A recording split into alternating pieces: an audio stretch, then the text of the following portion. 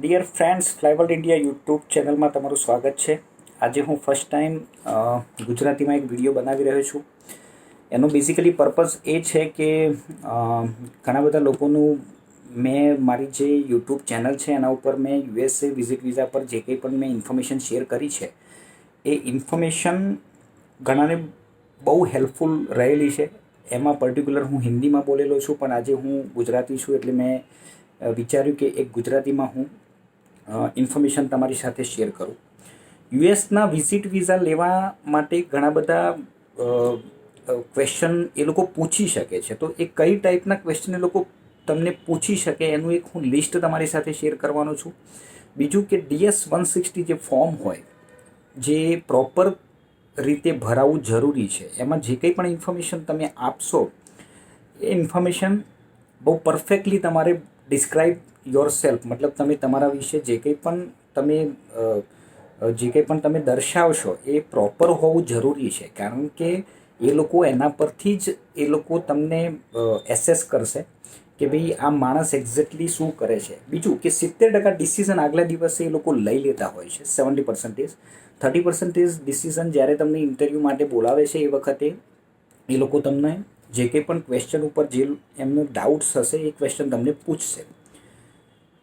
Third કે normally મેં એક વસ્તુ ઓબ્ઝર્વ કરી છે કે જ્યારે પણ તમે ખોટું બોલવાનો પ્રયત્ન કરતા હો જ્યારે પણ, તો ઓન ધી સ્પોટ એ લોકો પાસપોર્ટ તમને પાછો આપી દેતા હોય છે. એટલે પોઈન્ટ ઇઝ ધેટ કે તમે ખોટું જો કંઈ પણ બોલવાનો પ્રયત્ન કર્યો તો તમે વિઝા નહીં લઈ શકો. બીજું કે થોડીક ધ્યાનમાં રાખવા જેવી બાબતો એ છે કે જ્યારે તમે એન્ટ્રી લો એ વખતે ગુડ મોર્નિંગ જે તે ટાઈમ પ્રમાણે તમારે એ લોકો જોડે કમ્યુનિકેશન કરવું જોઈએ. શક્ય હોય તો એ લોકો જોડે ઇંગ્લિશમાં જેટલા બી વર્ડ્સ તમે બોલી શકતા હો એ બોલવું જોઈએ.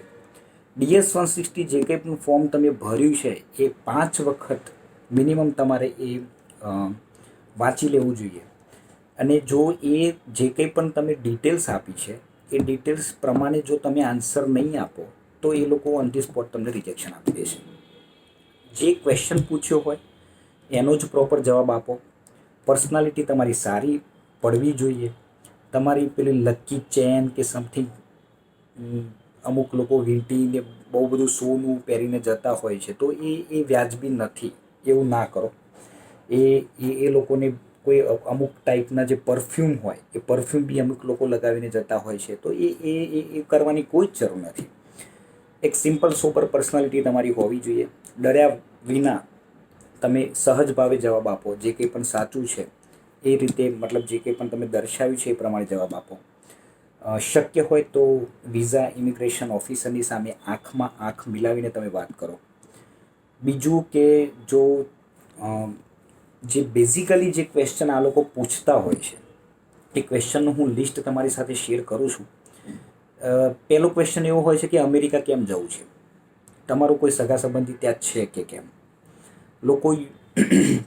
એ લોકો યુએસમાં અગર રહે છે તો એ ક્યાં રહે છે, એ લોકો ત્યાં શું કરે છે, એટલે જેમને તમને સ્પોન્સર્સ કર્યા છે એ લોકોના ફેમિલીમાં કેટલા મેમ્બર છે, એ લોકો અમેરિકા ક્યારે ગયેલા, કયા સ્ટેટસ પર છે, એમની ઇમિગ્રેશન ફાઇલ કોણે મૂકેલી, તમારી જે કંઈ પણ અમેરિકાની ટ્રીપ છે એનો ખર્ચ કોણ ઉઠાવશે, એ લોકો છેલ્લે ઇન્ડિયા ક્યારે આવેલા, જેમને તમે મળવા જવા ઈચ્છો છો.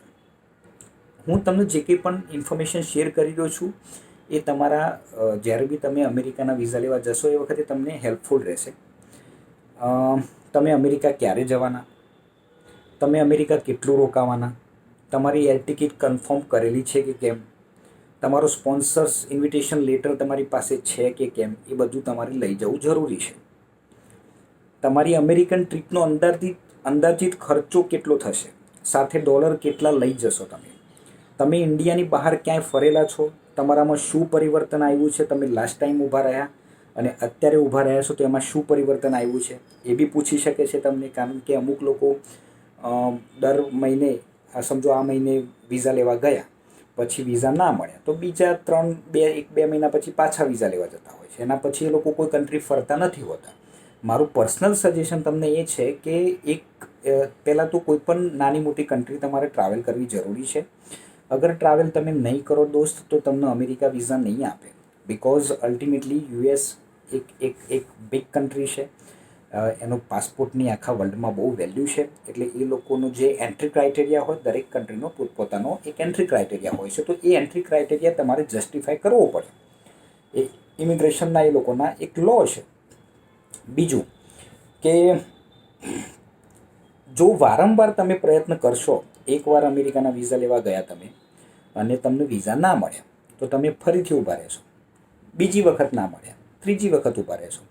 તો એ લોકોને શક થશે કે આ માણસ અમેરિકાના જ કેમ વિઝા લેવા આવે છે, બીજી કોઈ કન્ટ્રી ફરતો તો છે નહીં.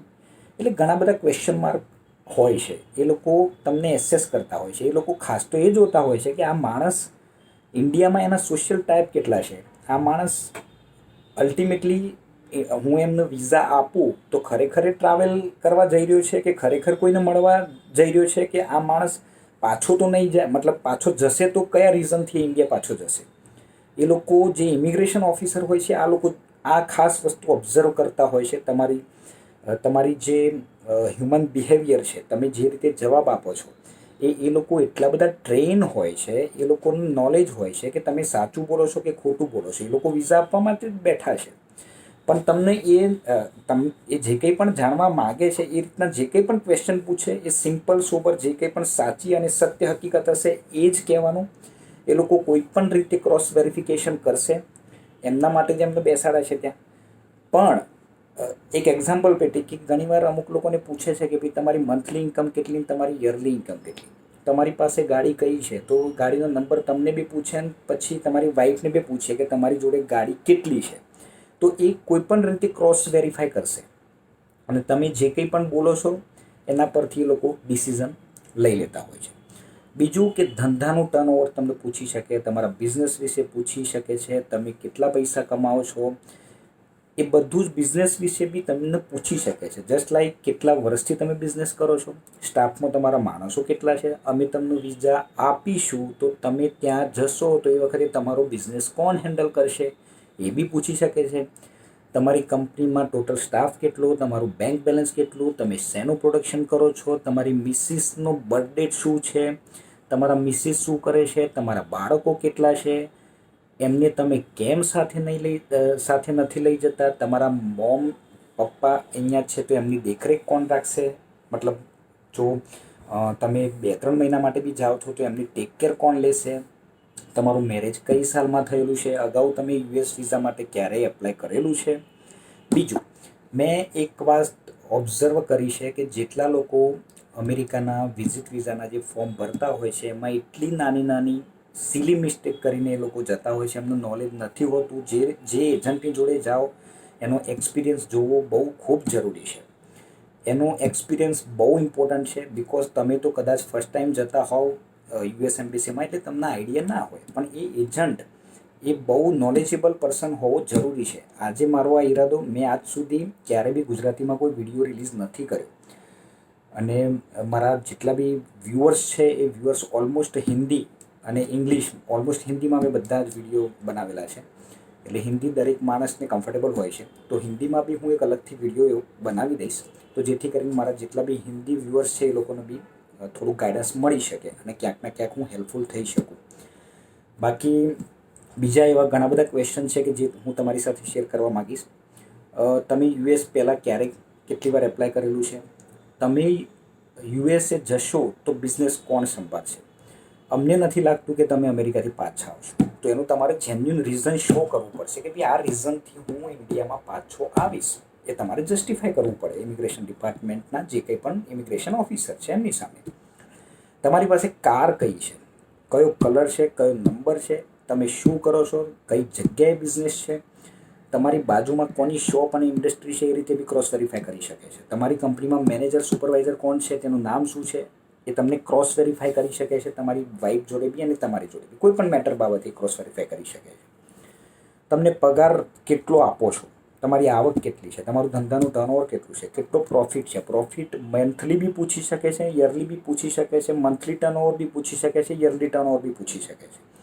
તમારી ધંધામાં મશીનરી કઈ બ્રાન્ડની છે, કઈ બ્રાન્ડથી તમે માલ વેચો છો, રો મટીરિયલ્સ ક્યાંથી ખરીદો છો, બનાવેલો માલ કોને વેચો છો, તમારો એજન્ટ, તમે કોઈ એજન્ટનો સપોર્ટ લીધો છે આ જ્યારે બી તમે ફાઇલ સબમિટ કરી એ વખતે, કે તમે જાતે ફાઇલ સબમિટ કરી છે એ બી પૂછી શકે છે. આ વિઝા ફોર્મ કોણે ભર્યું છે, તમે જાતે ભર્યું કે એજન્ટે ભર્યું, તમારો એજન્ટ કોણ, વિઝા ફી કેટલી, બરાબર, કન્સલ્ટન્સી તમે કેટલી આપી એ બી પૂછી શકે છે. વિઝા થયા પછી કેટલા આપવાના તમે કંઈ નક્કી કરેલા છે એ બી પૂછી શકે છે. તમારી સાથે મુંબઈ કોણ આવ્યું છે, તમે ફ્લાઇટમાં આવ્યા છો કે ટ્રેનમાં આવ્યા છો, તમે શું સ્ટડી કર્યું છે અને તમે શું કરો છો. એટલે બેઝિકલી આ જે કંઈ પણ મેં તમારી સાથે નોલેજ શેર કર્યું છે દોસ્તો, એ તમને ક્યાંક ના ક્યાંક હેલ્પફુલ થશે. અમેરિકા વિઝા લેવા માટે આપણા ગુજરાતી લોકો તો બહુ ક્રેઝી હોય છે, અને એ લોકો જેન્યુન માણસોને બી ઘણીવાર વિઝા નથી મળતા, કે જે લોકોને ખરેખર ત્યાં ઓવરસ્ટે નથી થવું હોતું અને એ લોકોનો ફરવાનો જ ઈરાદો હોય છે, પણ છતાં પણ એ લોકોને બી ઘણીવાર વિઝા નથી મળતા. તો વિઝા કેવી રીતે લેવા દોસ્તો, એના માટે તમે મારો સંપર્ક કરી શકો છો. મારી જે સાઇટ છે www.flyworldindia.com, એના ઉપર બધી જ ડિટેલ ઓલરેડી મેન્શન છે, તો તમે પર્સનલી કોન્ટેક્ટ કરી શકો છો. અને મારો નંબરની બધી ડિટેલ ઓલરેડી સાઇટ પર અવેલેબલ છે. તો તમે પર્સનલી જો તમારે વિઝા જોઈતા જ હોય, અથવા તો લાસ્ટ તમે જે કંઈ પણ DS-160 સબમિટ કર્યા હોય, તમને જે કંઈ પણ ક્વેશ્ચન પૂછ્યા હોય એનું લિસ્ટ બનાવી અને એ તમે અમારી કંપનીની વિઝિટ કરી શકો છો. તો અમારી કંપનીની જે કંઈ પણ ટીમ છે બધું ઓબ્ઝર્વ કરશે, અને એના પછી અમે જે કંઈ પણ ગાઈડન્સ આપીએ એ ગાઈડન્સ પ્રમાણે તમે આગળ વધી શકો છો. दोस्तों थैंक यू वेरी मच. अभी હું હિન્દીમાં પણ આ वीडियो बनावी दईश. अभी मैं हिंदी में भी हो सके तो ये US का जो विजिट वीज़ा जिनको जिनको चाहिए उनके लिए मैं एक अलग से वीडियो बना दूंगा. अभी तो ये गुजराती में मैंने बनाया है, तो कहीं ना कहीं आपको हेल्पफुल होगा. दोस्तों thank you very much. Thank